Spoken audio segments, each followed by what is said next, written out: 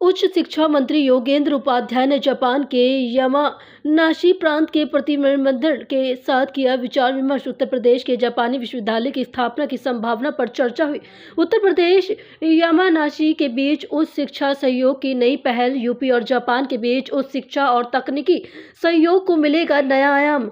Yamanashi प्रांत के साथ यूपी में विश्व स्तरीय शिक्षा के द्वार खोलेंगे। छात्र विनिमय और अकादमी साझेदारी पर यूपी यामानाशी के बीच समझौते की रूपरेखा तैयार हुई। उत्तर प्रदेश के यामानाशी प्रांत के बीच उच्च शिक्षा के सहयोग की संभावना। 12 फरवरी 2025 को उत्तर प्रदेश सरकार उच्च शिक्षा को वैश्विक स्तर पर सुदृढ़ करने के लिए अंतर्राष्ट्रीय सहयोग की दिशा में महत्वपूर्ण कदम उठा रही है। इसी प्रयास के तहत उत्तर प्रदेश के विश्व स्तरीय संस्था की स्थापना तथा युवक को गुणवत्तापूर्वक शिक्षा, विदेश नीति, तकनीकी विशेषज्ञता और सुलभ कराने के प्रयास तेज किए जा रहे हैं।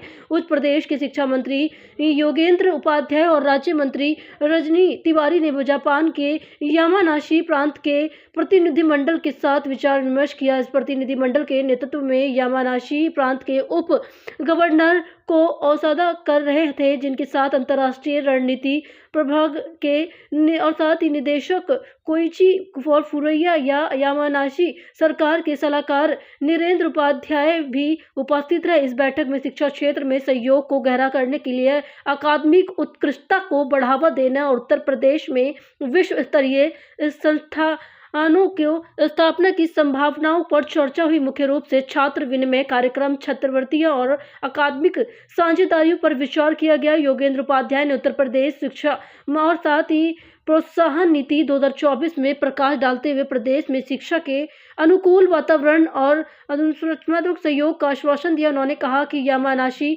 प्रांत के साथ छात्र विनिमय कार्यक्रम और अकादमिक साझेदारी को सक्रिय रूप से बढ़ावा देंगे, जिसमें जापान छात्रों को उत्तर प्रदेश में सीखने और नवाचार करने का समृद्ध अनुभव मिलेगा। उन्होंने पश्चिम सिडनी और विश्वविद्यालय के साथ नोएडा में परिसर स्थापित करने के हाल ही में समझौते का उदाहरण देते हुए कहा कि उत्तर प्रदेश वैश्विक शिक्षा केंद्र के रूप में उभर रहा है।